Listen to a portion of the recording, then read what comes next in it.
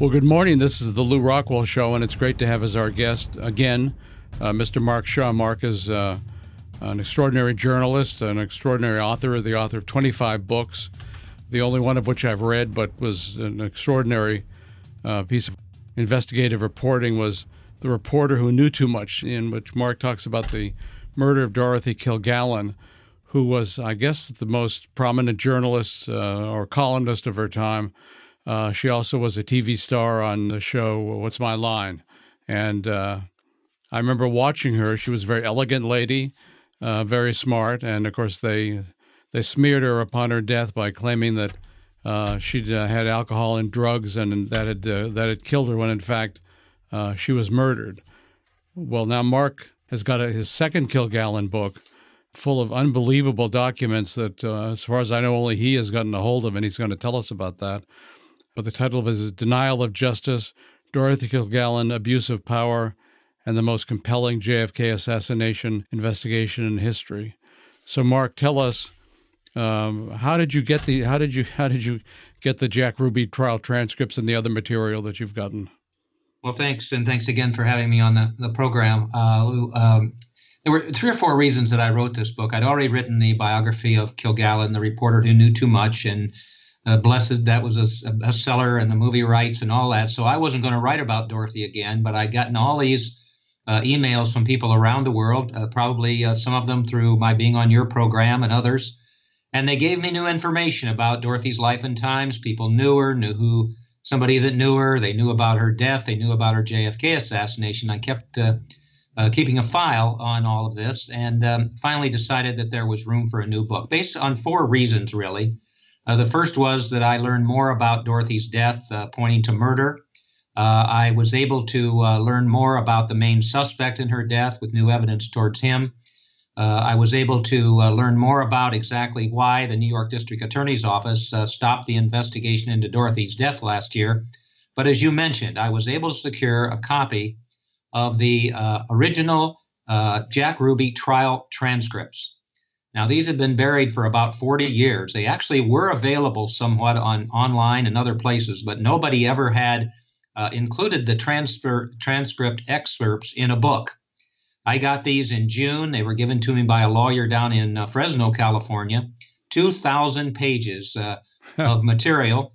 It took me about 2 weeks to go through them, and I was able to come up with about 25 excerpts that I felt really made a difference, that people ought to know about.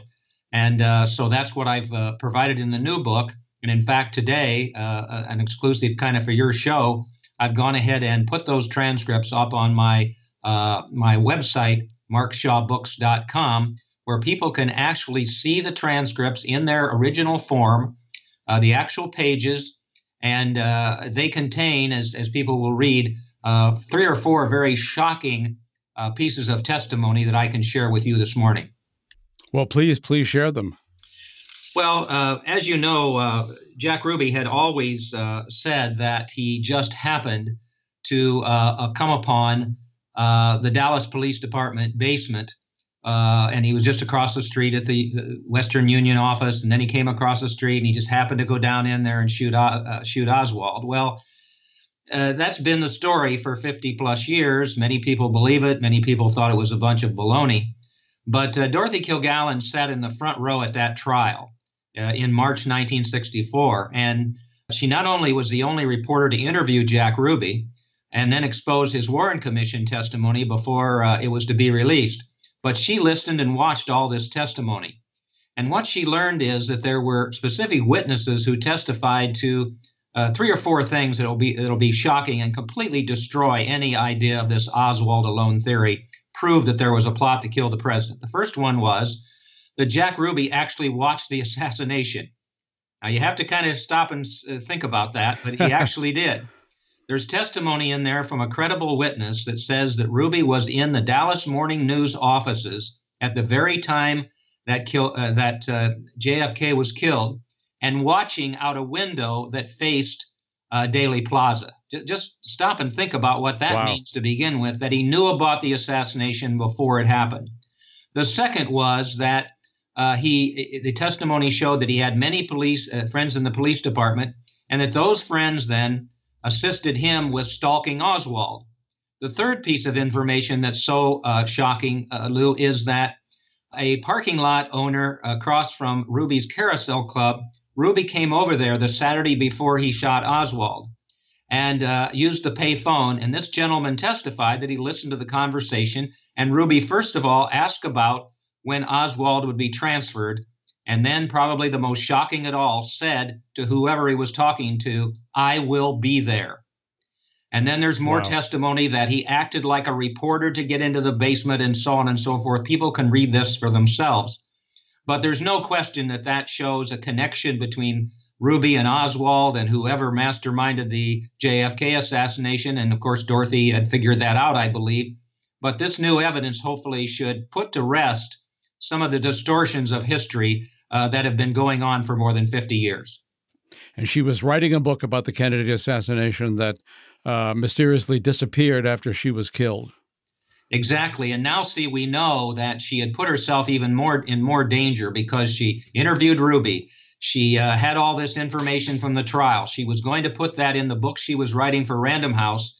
And those people who could not let her write the book and expose the truth about the JFK assassination, as November of 1965 came along, they decided that they had to stop her. And Dorothy, as you know, was found dead in a bedroom she never slept in, and a bed she never slept in, wearing her eyelashes, makeup, and a hairpiece she never wore to bed. A staged death scene for sure, but there was no investigation of her death, and that's why I was so pleased when I got the New York District Attorney's Office to say they would investigate the death. However, as I've proven in the new book, that was a completely bogus investigation.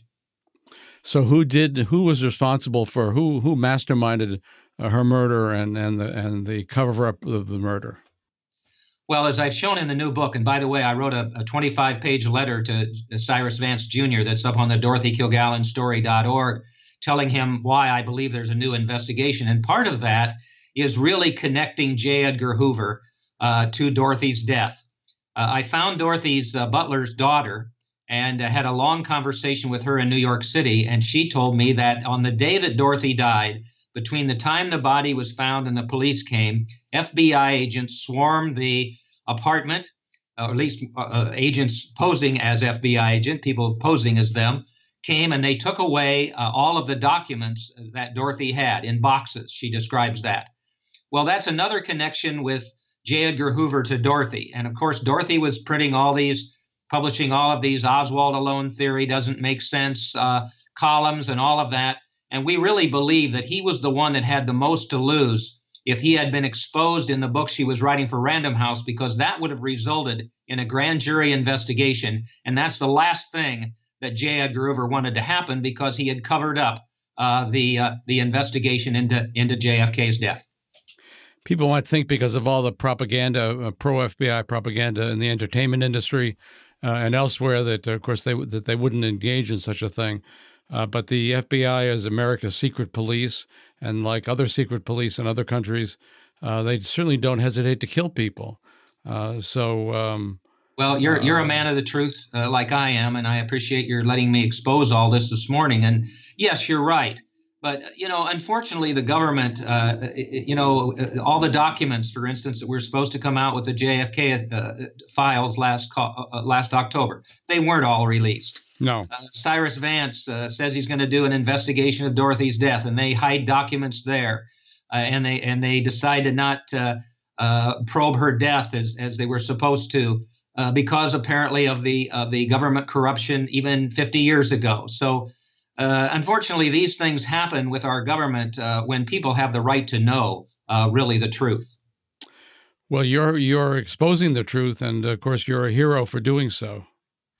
Well, I don't know about being a hero, but I'm going to keep fighting for justice, as you do every day, Lew, on your program. But I will suggest people go to markshawbooks.com, my website, and you can find the link there. You can go right in there and look at all of the transcripts. There's also information kind of connecting it with what Dorothy knew and why she went ahead and was able to write the columns that she did. So that's kind of my contribution to history, and I hope people will take a look, and then they can make up their own mind as to what they think happened. And you said that these were perhaps not actual FBI agents; they were people working directly for Hoover, but not FBI agents? Well, we pretty much know that Hoover's agents had been in the townhouse before. I found a never before published memo of from J. Edgar Hoover to the Warren Commission talking about Dorothy not giving her source for exposing the Jack Ruby Jack Ruby testimony before the Warren Commission. And it goes ahead and shows the disdain that Hoover had for her. In fact, it has that quote in here that's famous that I had in the first book, The Reporter Who Knew Too Much. And by the way, denial of justice is for people who read the first book and didn't read the first book. But that memo says that Dorothy made that famous comment, "I would rather die than reveal my sources." And, that shows the integrity that woman had. And I'm sure that J. Edgar Hoover got a laugh out of that comment. I probably did, although I think he was probably embarrassed by that situation. One of the documents released last October says that the first thing that he did was send a memo to the Attorney General's office saying basically, we need to show that Oswald acted alone. That's in the new book as well, but that's been released so people can see that. So, J. Edgar Hoover was a fascinating person in many ways. I have, real disdain for the way that he acted, but he was smart. You remember, if he would have acknowledged that there was any sort of plot to kill JFK, then he could be responsible. But if it was a nut like Oswald, then there was nothing anybody could have done. So right away, he hooked onto that Oswald alone bandwagon, and that's what drove everybody in a different direction. That direction, when Dorothy was looking at it from the other aspect. There's one other point that's interesting. Hoover brainwashed basically the American public with that Oswald alone nonsense, but also the Ruby trial jury. In those transcripts, I was able to go in and look at when exactly these shocking statements were made about Ruby's behavior before he shot Oswald. And it was interesting, in a jury, one of the jurors' spiral notebooks that I have a copy of in the book, on that particular day, he doesn't even mention that kind of testimony. The jury foreman wrote a book. There's nothing in there about these startling statements about Ruby. And the reason was because they were only looking at Ruby's sanity. They really weren't looking at any plot to kill the president because J. Edgar Hoover had headed them in that direction. So do you think that J. Edgar Hoover was responsible for the killing of Kennedy, or was he simply concerned about being blamed for it?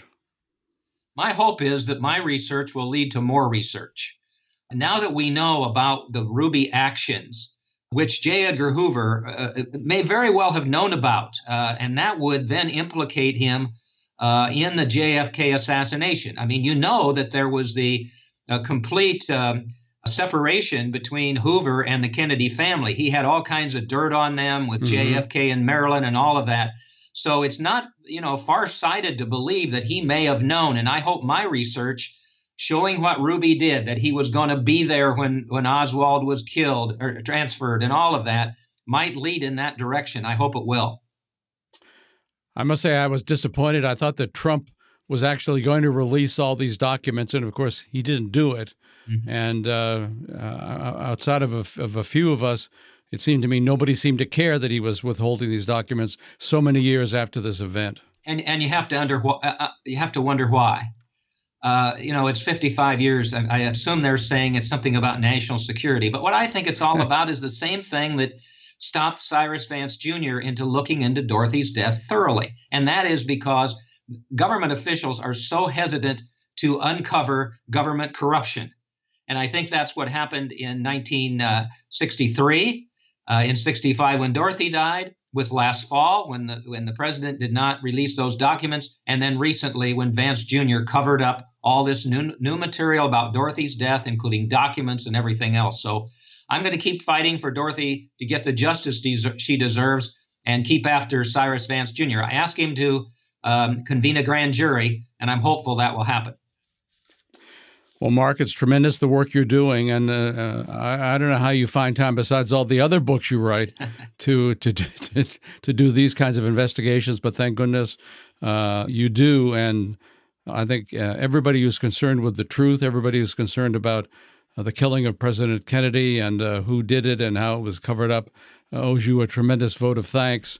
And we're, of course, going to link to all of your books, to your 5 key books, as well as the 2 Kilgallen books. And it's an honor to talk to you, and keep it up. Well, it's my honor as well. People probably wonder how you have the time to do everything you do with your show, and it makes a lot of difference. I now am remembering specifically one email that I got from a person in New York City who had listened to the program when you had me on, and led me to some information about what Dorothy did the night before she died. So I thank you so much for that and for doing this today. Mark, thanks a million. You're welcome. Thank you. Bye-bye. Well, thanks so much for listening to the Lew Rockwell Show today. Take a look at all the podcasts. There have been hundreds of them. There's a link on the LRC front page. Thank you.